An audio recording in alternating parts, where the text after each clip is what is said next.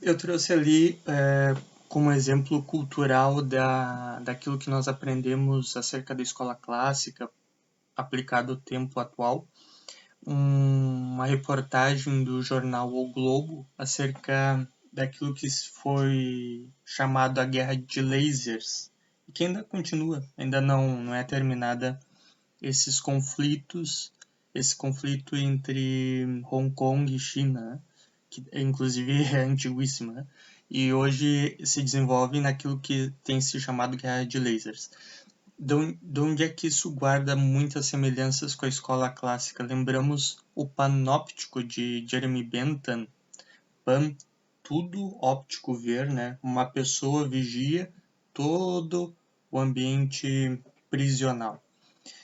Essa ideia de que existe um grande olho a vigiar todos sem ser visto é muito marcante, porque não só possibilitou a racionalização das prisões e da vigilância em geral, como foi muito profícuo na cultura, né? Lembramos, por exemplo, do romance de Orwell, 1984, em que as pessoas são controladas por teletelas, né? Orwell escreveu, se não me engano, em 60, um pouco antes desse livro. E ele, acho que foi inclusive mais antigo, e ele já falava de que os governos totalitários tendiam a controlar as pessoas, terem olhos em cada casa para controlar as pessoas. E se fazia isso no romance através das teletelas, pelos quais o Estado teria então acesso à vida do cidadão. Não se controla mais apenas aquele que seria o inimigo, ou então aquele que quebra a ordem da sociedade. O inimigo dentro de uma sociedade totalitária é o próprio cidadão que pode se rebelar contra a ordem. Atualmente a gente vê essa mesma ideia sendo aplicada não apenas a regimes de esquerda ou totalitários em geral, mas também hoje essa reflexão tem se aplicado também ao liberalismo, capitalismo, né, sobretudo.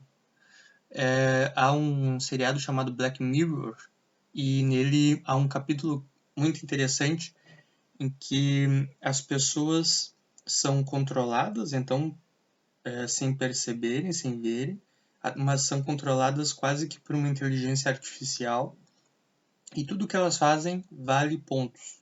Faz exercício físico, come essa comida, trabalha dessa forma, tudo vai valendo pontos, que possibilita, de repente, comprar uma comida melhor, uma diversão à noite. Tudo isso controlado por uma grande inteligência que vai definindo o que cada pessoa pode fazer, a sua função em sociedade. As pessoas já não têm liberdade, mas são controladas por essa inteligência artificial que tudo governa nessa sociedade hipertecnológica, né?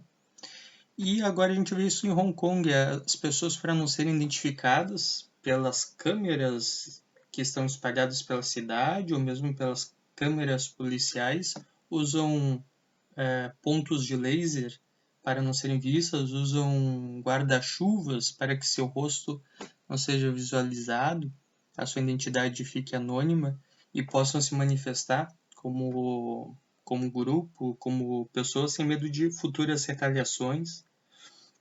E a gente percebe isso, né, de como a tecnologia permite um controle cada vez maior sobre o cidadão, e um controle inclusive policial, um controle repressivo, isso é apenas um exemplo, né, um exemplo do que ocorre atualmente e que está a se multiplicar. A tecnologia possibilita esse viés de maior controle para aqueles que detêm o monopólio da justiça, e o que pode implicar certamente em coisas bem assustadoras, à semelhança do romance de George Orwell.